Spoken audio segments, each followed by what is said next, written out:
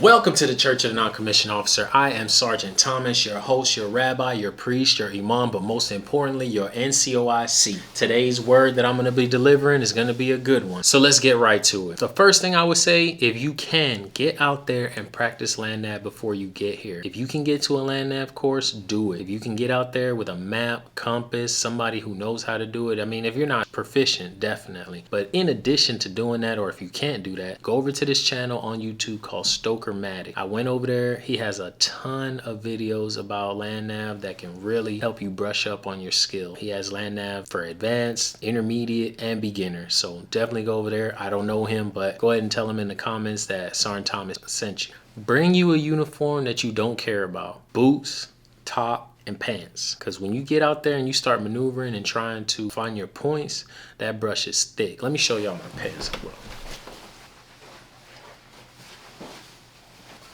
Look at this. I don't know if you can see that, but all this is dirt, and this is after I washed it. These are the boots I wore. Gone. They done. Don't even worry. After you're done, they're going to give you time to change. Wear your boots and your uniform that you don't care about to Land-Nav, because you're going to come out of there. Well, I came out of there, and everybody, I came out of there with what you saw right there. Go ahead and bring your own compass and protractor. They don't have a lot of compasses to go around, I guess, so it's best if you bring your own. They will supply you with one if they have to, but if you have a compass, bring it. If you have your own protractor, bring it. They're going to give you a protractor with your map, so your protractor that you bring will be a good backup just in case. Which brings me to my next point. Now, you don't want to do what I did, all right? So listen up. Do not kneel down on your compass when you're trying to figure out where you at, because this is what could happen. You see that? So be careful with your, of course, I mean, this is your main tool, but man, I kneeled down just trying to plot a grid because I was lost. And when I kneeled down, it was just under my knee, and that was it. It was a wrap. I only had one. But maybe if you brought your own, a backup, that would be a good idea too. Don't kneel on your compass. Bring map markers.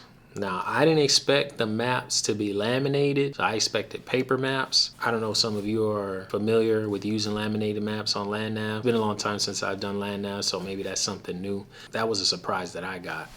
Of course, bring an extra piece of paper or a book. You want to bring that with some pens, maybe pencils, and you'll be able to write down your grids, azimuth, distance, direction, things like that on that piece of paper. When you plotting your points, make sure that you plot attack points. Use attack points to get to your points. Going straight through that bush, you seen it. You already seen it. So you can use the roads as attack points to get to your points. The uniform is going to be your PC, your regular uniform. Water source is all that's really mandatory. But I suggest that you bring some type of bag or wear your flick. I had to carry this map the whole time through the whole brush. I didn't use attack points like I should have. They're going to give you your laminated map inside of a Ziploc bag. Now, that Ziploc bag is not going to stay closed while you out there trying to beat off all that bush and figure out where you're at. You know, if you're proficient at Land-Nav, then you'll have an easier time. If you're not, you're going to have to be able to create ways to make it a little bit easier on yourself so that you can concentrate on finding where you're at and getting to where you're going. So I would definitely bring like a bag or my flick. I would have worn my flick had I known what I know now. And that way I could have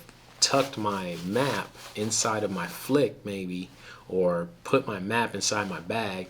It would allow me to concentrate on checking my azimuth, and when it was time to replot grids, I could just pull that out, and then I wouldn't have lost map markers because it would have been in a bag or at least inside my flick. So definitely, even though they say that all you have to really wear is your PC and your uniform and your water source, I would bring something else. I would bring my flick or some type of bag. Make sure you fill your water source the day before. It was particularly hot that day, and I didn't even think about filling my water source up when we got there. But before I left, I was like, oh, I'll fill it when I get there. Man, once I got the instructions, my map. I just kind of went to work on that, and as soon as I could, I took off, and I just didn't fill up my water source. I had some water in there, but it wasn't full. And you're gonna want some water out there. I mean, some of y'all might want to bring some bottles or something, but I had my Camelback.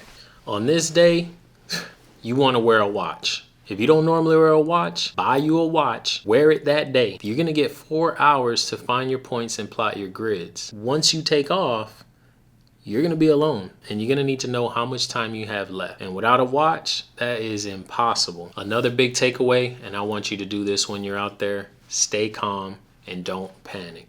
So whether you're a land-nav guru or a land-nav noob, you're all welcome here at the Church of the Non-Commissioned Officer. So with the powers vested in me by the DOD, let's pass the collection plate, get down in the comments, hit the like, hit the subscribe, and hit the notification.